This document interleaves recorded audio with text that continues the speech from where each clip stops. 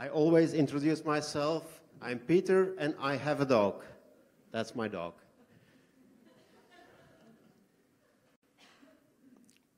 But Hank said that was a bad idea, that I had to introduce myself as an artist.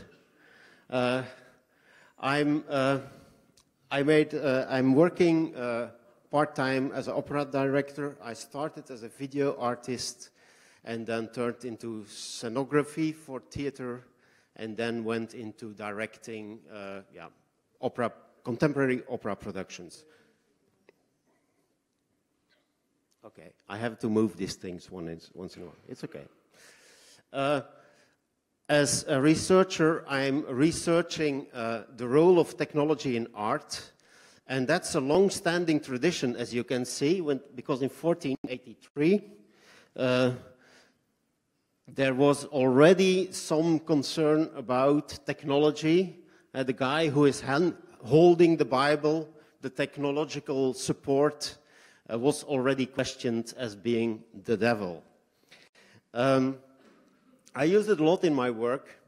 Also in an opera which I directed, an opera by Philip Glass in Linz 2009. I tried to deconstruct theater because Kepler was deconstructing the skies as an astronomer. I tried to deconstruct theater. It will be flipping like this for once in a while. Don't move. Oops. Sorry. I'll go back.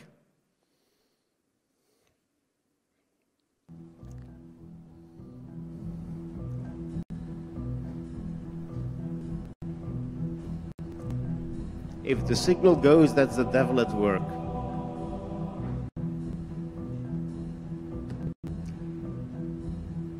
So I raised the whole technical platform of the opera in Linz, which is a pretty impressive technical equipment.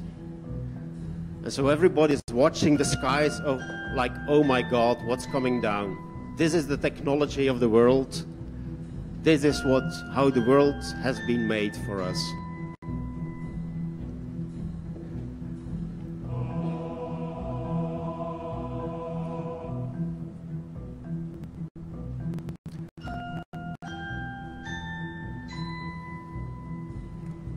And that's Kepler trying to figure out how it all works.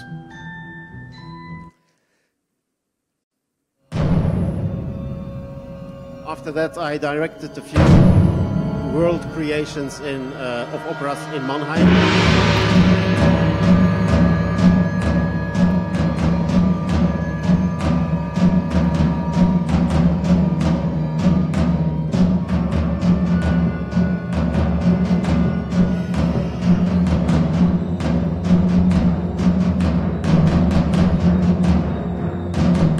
Der Golem ist ein künstlerischer Mensch, gemacht, ein Helfer zu sein für unsere Menschen.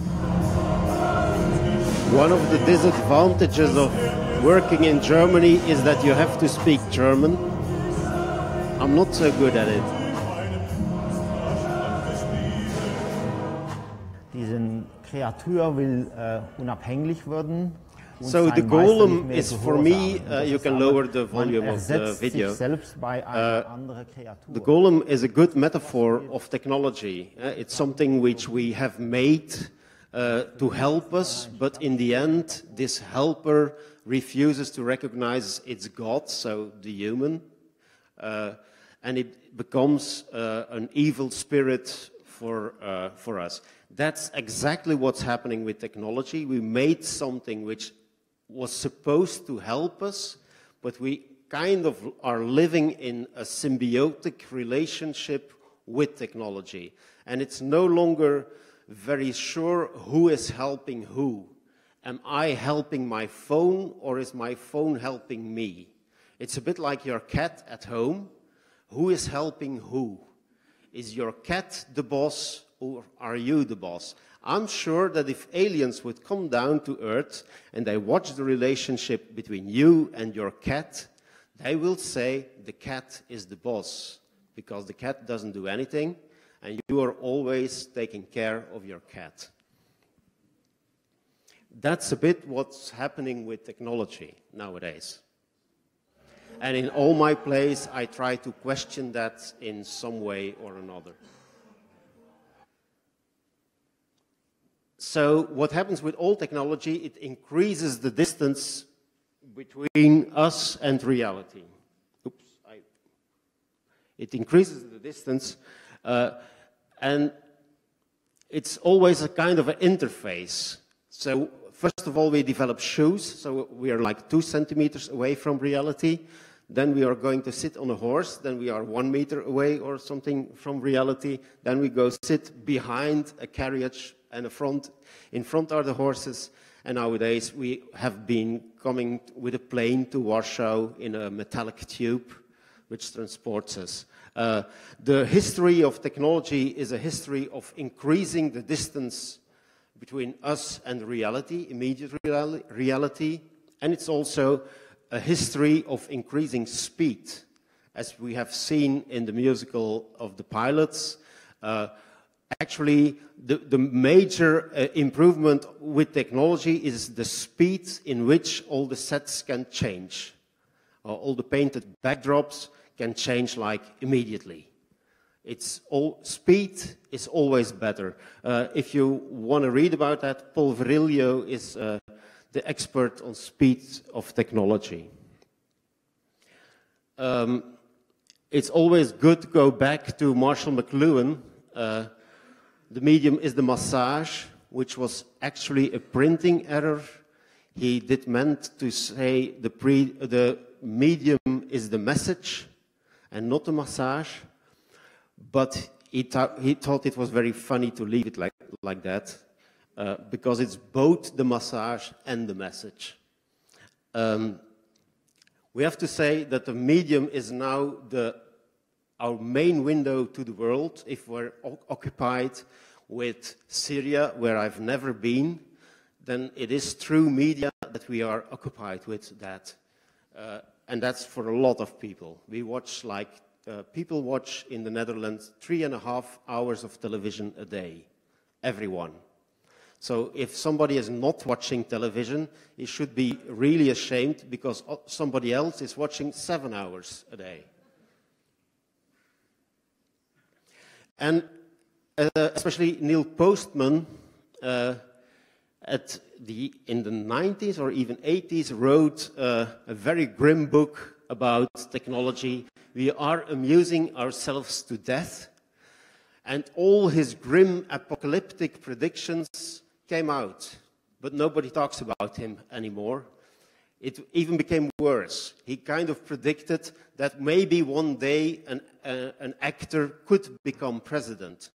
Nowadays, we are wishing that an actor would become president instead of Mr. Trump.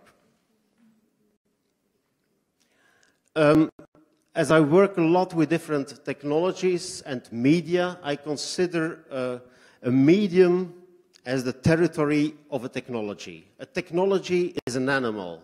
It's just an animal, the beast, who tries to stay alive. And every new technology has its new medium, and that's sort of the territory of that animal. So in theater, we have a big problem because it's the slowest of all media. It's almost no medium at all, no technology at all. It has the speed of reality. And it tries to emulate the way we live. It does. The time in theater is the time there is. So actually it's the art of presence, the art of being there, the art of being alive, the art of being human. I think theater will become the most important art form and the only place where people will still meet reality. When they switch off their phones, it's almost the only place we go to where we have to switch off our phones, which is quite something, and to watch reality. Like, whoa, that's how slow reality goes. That will be the art of theater. What movies did is increasing the speed by cutting up time, And actually, it almost feels like how we remember things. When we watch a movie, we watch it in the same way as we remember something that happened. We cut out all the non-important parts and we remember the highlights. It's like some kind of compressed time in our head. So that's why it's a way better medium to tell fictional stories. Theater is not the best place to tell fictional stories. So if you want to make fiction, please go to the movies. If you want to make reality, then you can be at home in theater. The movies is the art of absence. When you go to a movie theater, there's nothing there. It's just empty. There's nobody there. All the actors are dead or whatever. You don't care. And you're watching just light. Nothing. It's one place of nothingness.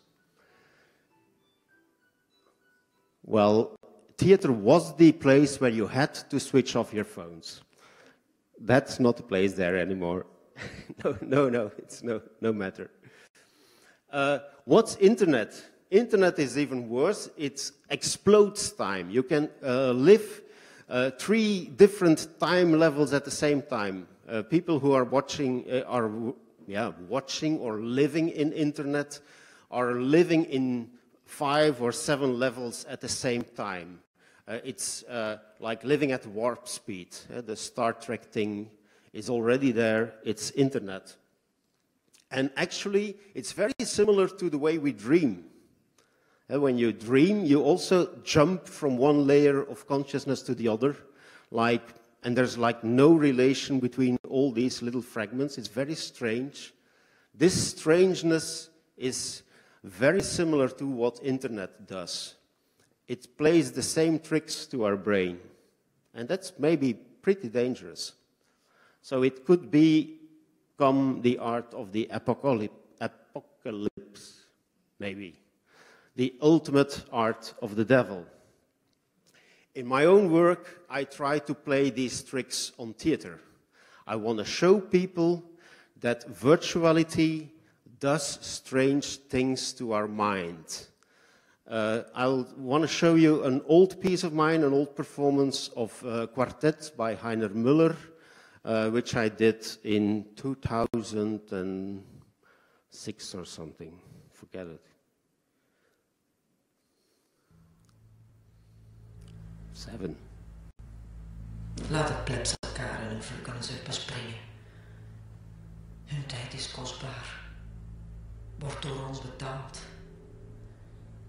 Onze verheven taak. Watch closely the guys, how they're talking, and listen to the sound. Dat eist ons volledig op.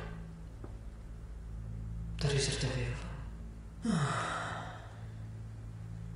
Kon de aardse klok tot staan worden gebracht. De eeuwigheid als erectie zonder eind. De tijd is het gat in de schepping. Heel de mens zijn pas daarin. It talks about the time. Heeft het voor plebs Time being a hole in the creation of God. And actually time is the most in physics. It's a very strange quality in physics. It's the ultimate...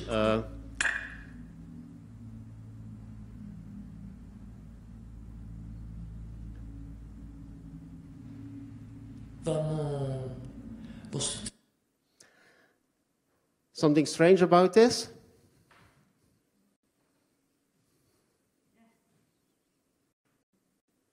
What? Actually, none of these actors ever spoke during the performance. It's all pre-recorded by 2 women in their 50s. So they speak with the voice of a 50-year-old woman during the whole performance. Actually, in the middle of the play, they switch voices.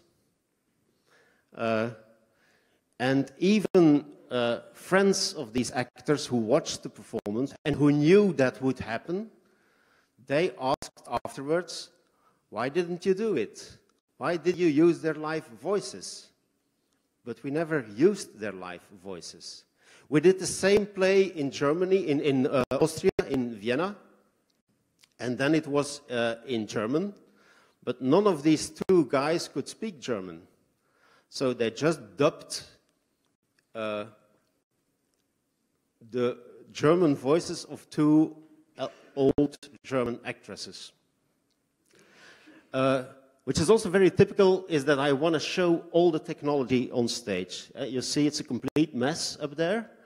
There's no technician, they do it all themselves, even the light and the video. It's actually with 4 screens. You cannot see, you only see 2 screens. It's with 4 screens, and the public is lying underneath. That's not a good idea, they fall asleep, I discovered. So never put people in a lying position for 1.5 hours in a play. That's not the best idea. But even for me, when I was directing it, I always forgot that the voices were pre-recorded. What they do is they use a computer to click every new part of a sentence. So they had to click a button for 1,423 times during this performance. So actually it was very bad for the thumb. They clicked every time they wanted to do something. So they could time it perfectly. And they could also time it for the other guy. And all the time they were watching little monitors in the corner of the stage, of their mini stage, and there they could see what would the next sentence be. So they didn't have to learn the whole thing by heart. This will get worse, this technology. This is the Moore's law. It's very well known. It's the speed in which computers are evolving from 1900 to 2020. It seems like a kind of a slow pace, but actually when you see here, it's 10 to the 4th, 10 to 0, 10 to the 2nd, 10 to the 4th, 10 to the 6th. If you would really want to show this curve in real, in a linear way, then we had to build like a skyscraper on top of this building, just to fit in this curve in real time. It is going extremely quick and at an exponential rate. What we have in our pockets are supercomputers. This is a supercomputer of the 80s, and it will become worse. And who's taking care of who? I don't know, but I have to plug him in every night, and he doesn't plug me in every night. It's I who is taking care of him. And when his glass is broken, I take him to the doctor. When I'm got broken, he doesn't do anything. There's another famous scientist, well, kind of scientist, Moravec's paradox, and he says that all the simple things are very difficult to program, and all the very difficult things, like playing chess and doing very complicated calculations, that's something a computer does way better than us. We cannot win from a computer anymore in intellectual capacities. But the good news is, in walking, we win.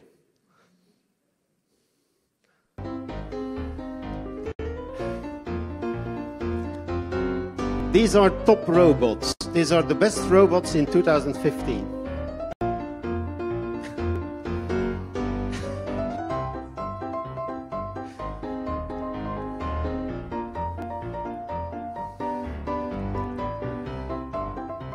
So these robots should replace firemen in the future, but we're not there yet.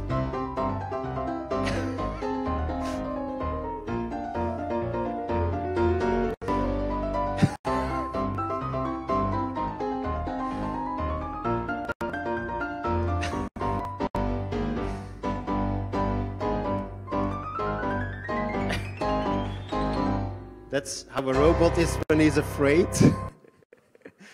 So actually, the really difficult thing for a robot is just standing and walking. Everything else is a piece of cake, but standing and walking, something you have to learn your 2-year-old son or daughter, is extremely difficult.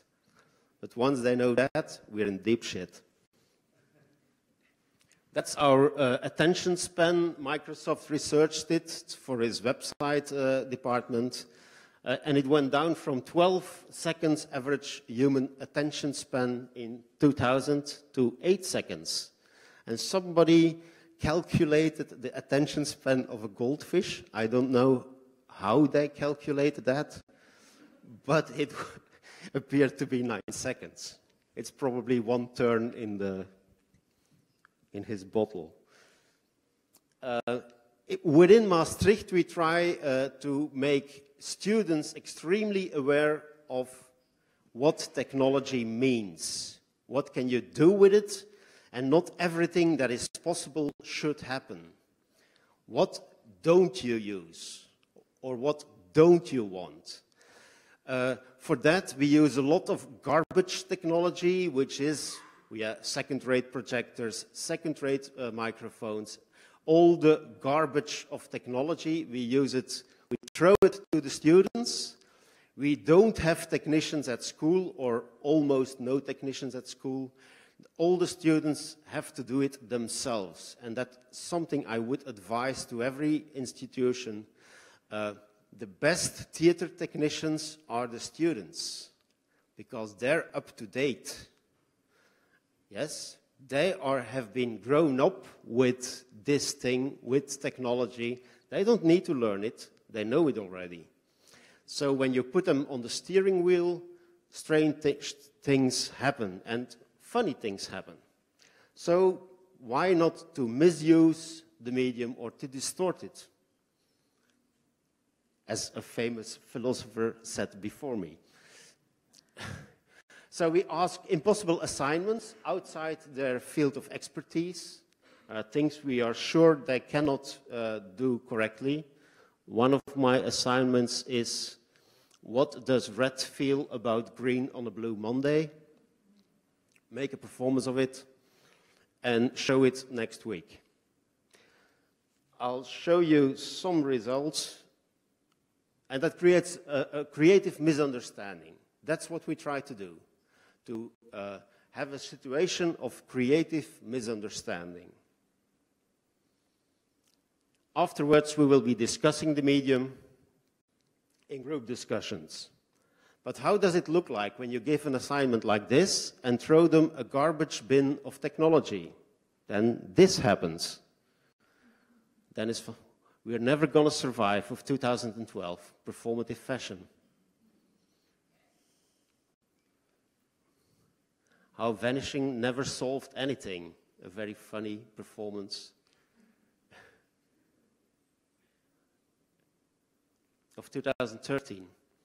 One thing we always say, if you really know what you want to say in your performance, please write it on a piece of paper, hang it to the door, and cancel the performance, because it's way cheaper. So you only need to make art when you don't really know what you want to say. That's why we make art. We are asking questions to the public. And then the public, they're like 100 people, and they can decide, oh, maybe it means this. Oh, no, maybe it means something else. That's the essence of art. And if you really want to know already what you want to say, just say it. It's way easier. Another performance by Karel van Laaren, Impact 2011.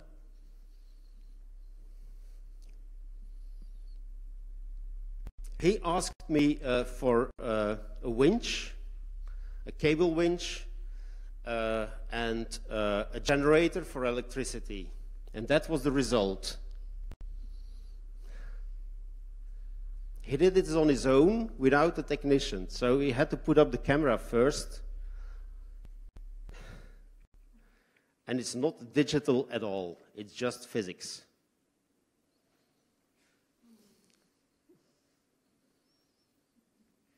And this is just a small part of his movie. In his movie, he walks, or yeah, kind of walks through the landscape. And he now kind of became famous with it and has made a new movie in Taiwan, moving through the landscape of Taipei, which is a pretty busy landscape. Same guy with Vanya Rukavina. 2, 1, drop the bass.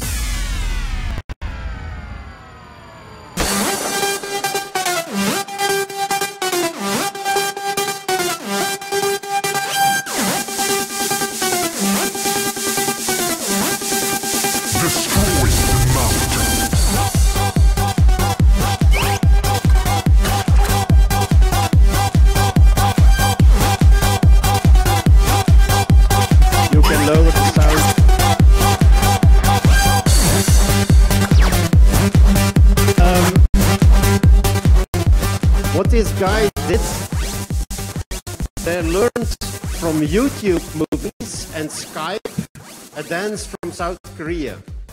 So they had friends in South Korea and they were really good at the boko dance, and so they learned it through YouTube in Maastricht, and they made this performance in complete synchronicity. They have been rehearsing like crazy and made this video background. Afterwards, they added 3 girls, and they went on tour internationally. They got it has been shown in the whole world. All these things have been made within the context of them being students. We try that everything they make is public. From the first year on, they show it to a general public, whatever they make, and try to sell it, because that's really important. Something really different on another level is Aukje Schafsma.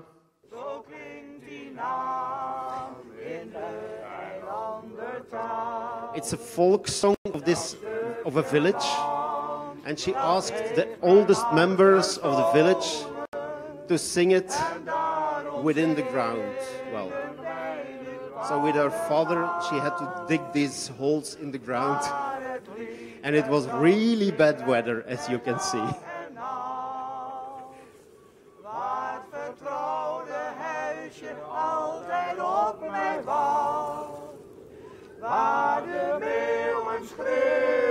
And they sing about how they love their ground.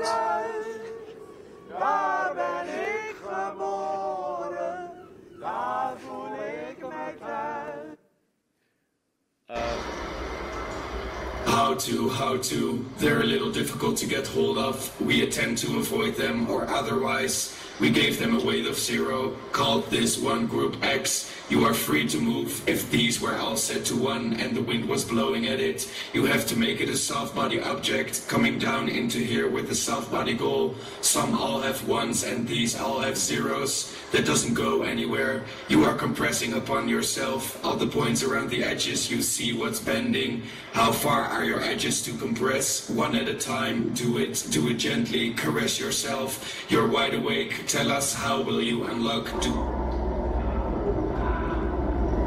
This was a performance for the PLETA conference in 2016 in Amsterdam. And actually, the light only has to shine on it. All of this technology has been made by the students themselves. There was no technician whatsoever involved. So one student made this swirl of bodies by filming all these bodies one by one in a really small swimming pool, actually at my place in a top shot. Another one made the water texture in Blender. This texture, also this texture. And he had never worked in 3D in his life. I really thought he wouldn't be able to do it. They also did it in 10 weeks, so they only have 10 weeks to make the whole thing. The text, actually, which you heard, that was just the manual of Blender, is the manual of the software which they're reading aloud.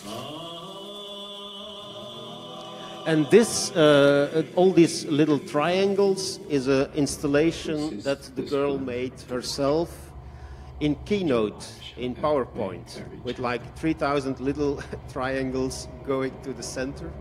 It took her quite a few days to make that.